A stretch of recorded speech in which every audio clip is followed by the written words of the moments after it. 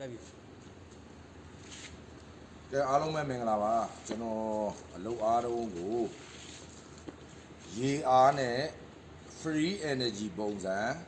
ကျွန်တော်လုပ်ထားပါတယ်အဲ့တော့ Dynamo ကကိုယ့်အကိုတီထွင်ဖန်တီးထားတဲ့ Dynamo ဖြစ်ပြီးတော့အဲ့ Dynamo က220ထွက်တယ်220ဒါလိုက်သုံးရင် coin ထိခိုက်မှာစိုးတဲ့အတွက်ကျွန်တော်ဒါရုပ်ကိုခံပြီးတော့ကျွန်တော်12ဘို့ထုတ်ပြီးတော့ battery အစုပ်ဒါ battery အစုပ်ကြီးပါเนาะ battery အစုပ်ကြီး battery အစုပ်မှာကျွန်တော်အခန့်အဖြစ်ဂျားကန်အဖြစ်အသုံးပြုပြီးတော့ကျွန်တော်အခုလျှက်စစ်ထုတ်ပြမှာဖြစ်ပါတယ်เนาะနိုင်ငံခြားလူတွေလောက်တာအောင်မြင်နေတဲ့ဗမာတွေမလုံနိုင်ဘူးလို့ပြောနေကြတာ哦အဓိကကျွန်တော်မခံနိုင်လို့ကျွန်တော်လောက်တာဖြစ်ပါတယ်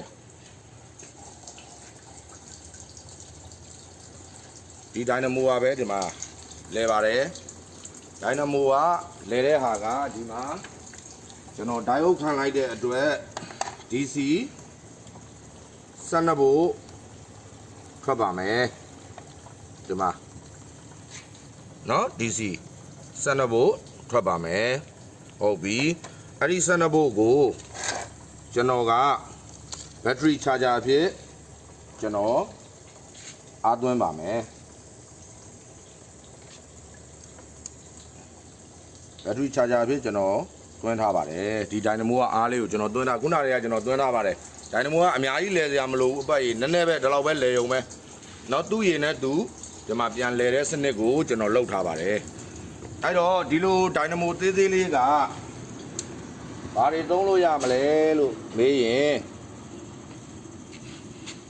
ကဲကျွန်တော်သုံးပြပါမယ်เนาะဒီမှာမီးကြိုးเนาะဘာမှလျှက်စစ်ကြိုးကနေတွဲဆက်ထားတာမရှိဘူးเนาะတေချာရှင်းရှင်းလင်းလင်းကြည့်ပါရှင်းရှင်းလင်းလင်းကြည့်ပါเนาะ Dynamo ကနေအားသွင်းထားတဲ့ကိစ္စတစ်ခုကိုပဲကျွန်တော်လုပ်ထားပါတယ်เนาะအဲ့တော့ဒီမှာဘိုးဘယ်လောက်ထွက်ပြီလဲဆိုတာကြည့်ပါ AC ဘိုးဘယ်လောက်ထွက်ပြီလဲဆိုတာကြည့်ပါမယ်200နဲ့30 20ကျော်ထွက်နေပါတယ်เนาะဒါ AC ဘိုးဟုတ်ပြီကဲကြောက်ဆက်တိုက်ပြပါကြောက်ဆက်တိုက်ပါမယ်ဒီဘက်ကိုလက်ဒါတော့တစ်ခါလေးတိုက်ပါပြီကြောက်ဆက်တိုက်ပါပြီဒါနော်ဟုတ်ပြီပေါက်ဆက်ဖွင့်ပြလိုက်ပါပေါက်ဆက်ဖွင့်ပြပါမယ်ပေါက်ဆက်ဖွင့်ပြပါမယ်ပေါက်ဆက်ဖွင့်ပါမယ်ကိုတင်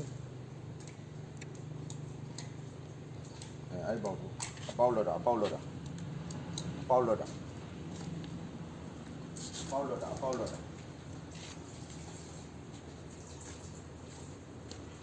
ခဏလေးခဏလေးရက်လိုက်နေကြ